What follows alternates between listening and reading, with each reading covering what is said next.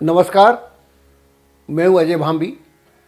जैसा कि आपको मालूम है, आजकल हम नक्षत्रों की बात करते हैं और उसी कड़ी में आज हम बात करेंगे नए नक्षत्र यानी रोहिणी नक्षत्र की। रोहिणी नक्षत्र जो है, इसका आकाश में विस्तार वृष राशि में 10 डिग्री से लेकर 23.20 मिनट तक होता है। अधिकतर नक्षत्र जो होते हैं ओवरलैपिंग करते हैं, यानी दो राशियों में व्याप्त होते हैं। लेकिन अगर हम रोहिणी को देखें तो पूरा का पूरा नक्षत्र, संपूर्ण नक्षत्र हमको वृष राशि में मिल जाता है।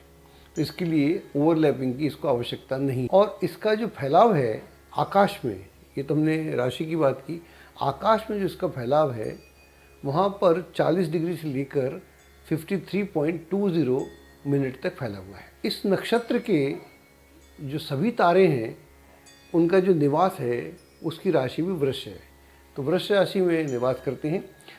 और 5 तारों से मिलकर रोहिणी जो है आकाश में सबसे चमकता हुआ नक्षत्र है। इसकी जो लाल चमक दिखती है, वो चमकीली वाली, उसका जो प्रभाव है वृष राशि के कारण आता है। तो ये इन नक्षत्रों से मिलकर यह नक्षत्र बनता है। और इस नक्षत्र का जो स्वामी है वो है चंद्रमा, जबकि वृष राशि जिसमें घटना घट रही है उसका स्वामी है शुक्र। ये सारे जो प्रतीक हैं ये सृष्टि की रचना में बहुत बड़ा, ये सृजन में बहुत बड़ा सहयोग प्रदान करते हैं। ये प्रकृति के रचनात्मक व्यू की रचना बताते हैं, वहाँ की शुरुआत बताते हैं।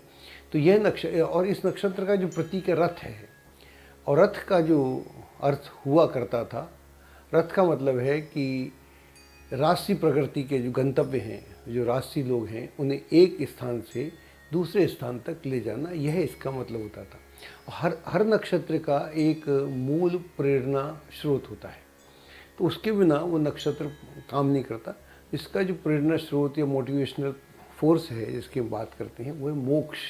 तो ये सारे गुणों के साथ मोक्ष की ओर भी आदमी को प्रेरित करता है। इसका जो मूल गुण है, प्रत्येक नक्षत्र के गुण होते हैं, इसका जो मूल गुण है वो है रजस, एक्टिविटीज़। और ये 3 स्तर पर मिलती हैं। प्रथम स्तर पर ये रजस है, और माध्यमिक या मध्य में इसका जो स्तर है वो तमस है, लेकिन पुनः तृतीय स्तर पर ये पुनः रजस है। और इस तारामंडल का जो प्रमुख देवता है वो है ब्रह्मांड का जो सृष्टा है, ब्रह्मा या प्रजापति, जो सब देवताओं में श्रेष्ठ इसको मानते हैं। और उसकी वैश्विक योजना के अनुसार ही ये दुनिया या ये पूरा ब्रह्मांड अस्तित्व में आता है। अब हम बात करते हैं नक्षत्र और उसका आकार की। प्राचीन विभिन्न साहित्य में रोहिणी के संदर्भ मिलते हैं। और अथर्ववेद में के अनुसार रोहिणी जो है एक अरुणिमा यानी लालिमा युक्त जो दीप्त रोहित है उसकी सहधर्मिणी है। इसको और स्पष्ट करते हैं। अथर्ववेद बोलता है कि रोहिणी एक सहधर्मिती है, कॉन्सर्ट है किसकी? रोहित की, जो जिसका बड़ा महत्व है। उसको द्वितीय सूर्य भी बोलते हैं, और सूर्य जैसा ही है ऐसा भी उसके बारे में बोला जाता है। इन दोनों के मिलन से, रोहित और रोहिणी के मिलन से स्वर्ग और पृथ्वी जो है उनका जन्म होता है। ये हमारे माइथोलॉजी है। और रोहित एक शक्तिशाली देवता है जो पृथ्वी और स्वर्ग को मजबूत बनाता है। यह भी मान्यता है कि उसी ने स्वर्ग में प्रकाश की स्थापना की। जो प्रकाश का जो इससे यात्रा शुरू होती है जीवन की, प्रकाश उसका जो रचयिता है वो भी रोहित है। ये भी मान्यता है कि रोहित ने आकाश में जो देवता थे उनके सहयोग से आकाश को नापने की क्षमता भी प्रदान की। और इसका जो उज्ज्वल रंग है उसका सूर्य से गहरा, उज्ज्वल लाल रंग है इसका, उसका सूर्य से बहुत गहरा संबंध है। और यह जीवन शक्ति का परिचायक है, और संपूर्ण प्रगटीकरण या मैनिफेस्टेशन भी प्रकृति को आकार देने में सहायता करता है। तो इसका जो प्रगटीकरण है या मैनिफेस्टेशन है उसका पूरा स्वरूप है कि आकाश को पृथ्वी को स्थापित करता है, फिर वहाँ पर दुनिया कैसे आगे चलेगी उसकी बात करता है। इससे यह भी पता चलता है कि रोहिणी में विशाल सृजनात्मक क्षमता है, जो पूरी तरह से समग्र रचनात्मकता को समर्पित है। पूरा काम ही ये है। रोहिणी जो है बेसिकली नारी ऊर्जा का केंद्र है, जो प्रजनन के लिए पुरुष को आकर्षित करती है। यह भी मान्यता है कि इस तारामंडल के माध्यम से ही लोगों को अपने कर्मों का फल मिलता है। रोहिणी जो है श्री कृष्ण के बड़े भाई बलराम को पालन करने वाली माँ थी। यह रोचक कथा है। वो इस प्रकार है, देवकी बलराम की माँ थी और वासुदेव उसके पिता थे। बलराम देवकी और वासुदेव के साथ में पुत्र हैं। राक्षस कंस के कारण वो दोनों माँ बाप जेल में हैं, आप सब जानते हैं।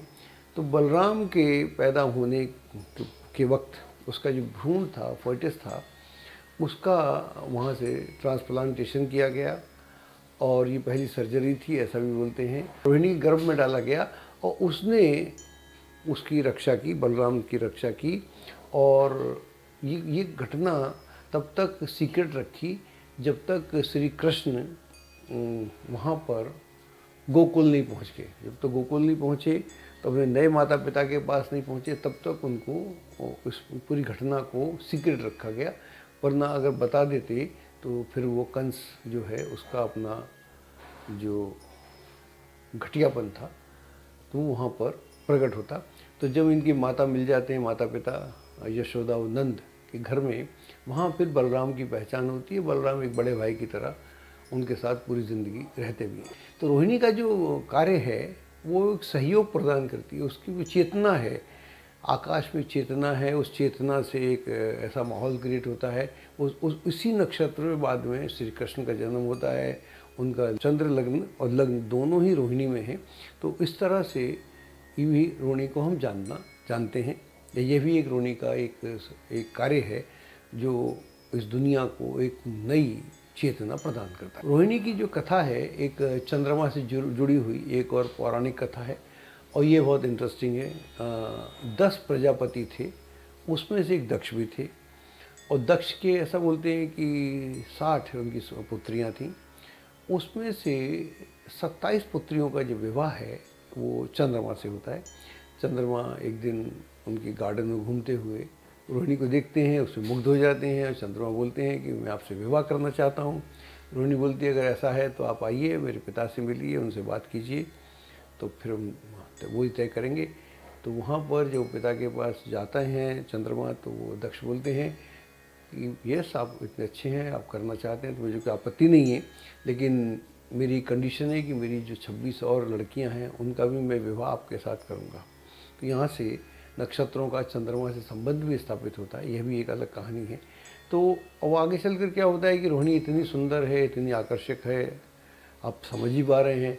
तो चंद्रमा आसक्त हो जाते हैं, आकृष्ट हो जाते हैं और वो और जितनी भी उनकी पत्नियां हैं उनकी तरफ पूरा इग्नोर हो जाते हैं, उन पर ध्यान नहीं देते। ऐसी अवस्था में समझाते हैं सब के सब। फिर वो प्रजापति से कंप्लेंट करती हैं सारी लड़कियां, उनकी पत्नियां जो हैं चंद्रमा की, कि साहब ये तो सिर्फ रोहिणी के साथ ही रहते हैं, हम लोगों से बात भी नहीं करते, हम सबको इग्नोर करते हैं। तो इनका व्यवहार बहुत ही घटिया व्यवहार है, आप इनके लिए कुछ उपाय करें। तो वो समझाते हैं चंद्रमा को, चंद्रमा नहीं मानते। तो जब चंद्रमा नहीं मानते तो उनको वो एक श्राप देते हैं कि आज से तुम्हारा जो पूर्णिमा वाला रूप था वो नहीं रहेगा और तुम घटोगे और बढ़ोगे। ये कहानी है। और उस तरह से फिर ऐसा देख के वो लड़कियां खुद ही बेचारी, उनकी पत्नियां जो हैं, पहले शिकायत करती हैं फिर बचाती भी हैं, दोनों स्थितियां हैं। तो चंद्रमा का ये हमको रूप देखने को मिलता है। अगर हम इस नक्षत्र को जानने का प्रयास करें तो हमको बहुत सारी चीज़ें समझ में आती हैं। जो चंद्रमा घटता बढ़ता है उसमें अगर देखते हैं तो नक्षत्र के जो हम उसके गुण हैं, गुण और जो प्रेरक शक्ति है या मोटिवेशनल फोर्स है, उससे अगर हम जानने का प्रयास करें तो हमको बहुत कुछ मालूम पड़ेगा। इस तारामंडल का जो मूल गुण है वो रजस है, और द्वितीय स्तर पर ये तमस है, और तृतीय स्तर पर ये फिर वो रजस है। अब आप देखिए कि पहले स्तर पर जो चंद्रमा है वो रजस एक्टिविटीज़ में इन्वॉल्व है। जब उसको दुर्घटना उसके साथ होती है तो तमस में चला जाता है, डिप्रेशन में चला जाता है, फिर वो कुछ नहीं बोलता। बाद में जब वो प्रजापति उसको दोबारा घटने बढ़ने का एक प्रोसेस प्रदान करते हैं तो फिर वो रजस में आ जाता है। तो यहाँ से 3 गुण अब व्यक्ति में कैसे आते हैं ये नक्षत्रों की बात है। हम बातें तो उनकी कर रहे हैं, देवताओं की बात कर रहे हैं, चंद्रमा की बात कर रहे हैं, आकाश की बात कर रहे हैं, लेकिन अगर ये नक्षत्र आपका है तो ये फिर गुण आप में कहीं ना कहीं देखने को मिलेंगे। अब इस पूरे प्रोसेस में जो गुणों की जो संरचना है उसमें अगर आप देखेंगे तो गुण इस प्रकार से होते हैं, सत्व होता है, रजस होता है, तमस होता है। 3 एट्रीब्यूट्स होते हैं किसी भी नक्षत्र में, उसके गुणों में 3 एट्रीब्यूट्स होते हैं। ये नॉर्मल प्रोसेस है, लेकिन यहाँ पर सत्व तो गायब है, सत्व तो ही नहीं है यहाँ पर, सत्व का मतलब नहीं कोई। तो रजस है, तमस है, फिर रजस है। तो उसमें हम देखते हैं चंद्रमा रजस में एक्टिविटीज़ में इन्वॉल्व है, अपने मतलब से इन्वॉल्व है। जब दुर्घटना होती है तो डिप्रेशन में है, और फिर जब नॉर्मल हो जाता है तो फिर रजस में आ जाता है। यहाँ हमको ये देखने को मिलता है। तो हम इन नक्षत्रों से एक्चुअली अपने गुणों को पहचानते हैं कि हमारे गुण क्या हैं, जिनका नक्षत्र है उनके गुण क्या हैं, हमारा व्यक्तित्व क्या है और हम व्यक्तित्व में उसमें क्या सुधार कर सकते हैं, इसकी बात करते हैं। अब इसमें देखते हैं एक दूसरी जो कहानी है जो इनसे जुड़ी हुई है बलराम से। तो बलराम के बारे में भी यही है। तो बलराम जो थे ऐन्द्रिक लोलुप थे, तो वो ऐन्द्रिक सुखों के प्रति उनकी बड़ी आसक्ति थी, तो उसके कारण वो अपना पतन करते हैं कई बार। और वो जो श्री कृष्ण की योजना है इस दुनिया को, एक नई योजना के साथ इस दुनिया को स्थापित करना चाहते हैं, उस योजना से पूरी तरह अनभिज्ञ रहते हैं। इस तरह हम देखते भी महाभारत में भी कई कथाएं हैं जहाँ पर वो दुर्योधन के साथ दोस्ती कर लेते हैं और कई बार हद से गुजर जाते हैं, तो वहाँ श्री कृष्ण उन्हें नियंत्रण में करते हैं। तो ये यहाँ दिखता है कि अगर आपके गुण कुछ अलग हैं तो उस गुण आपको कैसे प्रभावित करते हैं। तो ये नक्षत्रों से हम अपने व्यक्तित्व को बहुत गहरे में जान सकते हैं और वो बातें जान सकते हैं जो हमको कहीं ना कहीं हमारे स्वरूप में प्रकट होती हैं, उनसे कैसे निकला जाए, यही हमारी बातें हैं। हम बात कर रहे थे जब इसका तमस गुण एक्टिव हो जाएगा, इसके 3 गुण हैं, रजस है, तमस है, रजस और फिर रजस है। रजस में एक्टिविटीज़ हैं या फोर्स है, कुछ करना है, बदलाव लाना है। लेकिन जब तमस हो जाएगा तो बड़ा उल्टा हो जाएगा, अर्थात अकर्मण्यता हो जाएगी, नकारात्मकता हो जाएगी, ऊब हो जाएगी। तो आदमी खुद से ही ऊब जाता है। तो जब उब गए चंद्रमा तो फिर नॉर्मल हो गए, जब बलराम उब गए तो फिर नॉर्मल हो गए। तो यह एक इसका प्रोसेस है। तो यह जो यात्रा है, इसको नक्षत्रों की यात्रा को एक्चुअली ये नक्षत्रों की यात्रा तो है, बेसिकली हम लोगों की यात्रा है। इस पर हम जैसे जैसे प्रोग्राम करेंगे इस विचार को हम आगे और विस्तार से बताने का प्रयास करेंगे। हम बात कर रहे थे गुणों की। गुण तो ऐसे ही हैं इस नक्षत्र के, रजस हैं, तमस हैं और रजस है। लेकिन एक और जो फोर्स है वो बड़ा इम्पोर्टेंट है। इसका जो प्रेरक शक्ति क्या है, हर नक्षत्र की प्रेरक शक्ति होती है और वो जो शक्ति है वो गुणों से भी ऊपर हो जाती है। इसकी जो प्रेरक शक्ति है, ये मोटिवेशनल फोर्स है इस रोहिणी का, वो है मोक्ष। इसलिए इन दोनों केसेस में हम देखते हैं कि चंद्रमा भी सुधर जाते हैं और बलराम भी सुधर जाते हैं, और जो श्री कृष्ण की जो वैश्विक चेतना है उसके प्रति आसक्त हो जाते हैं और ये अपने सारे झंझट छोड़ के एक ऑब्जेक्ट की तरफ, एक उद्देश्य के साथ आगे बढ़ जाते हैं। अब हम बात करते हैं इनके गुणों की और गुण और व्यक्तित्व की बात करते हैं। इसमें हम बताएंगे कि आपके जो प्लस क्या हैं, आपकी ताकत क्या है। इस कॉम्बिनेशन को समझने की ज़रूरत है कि हमारे पास कॉम्बिनेशन है, रोहिणी है, चंद्रमा है, शुक्र है। इन तीनों के मिलन से एक विशाल रचनात्मक शक्ति प्रकट होती है।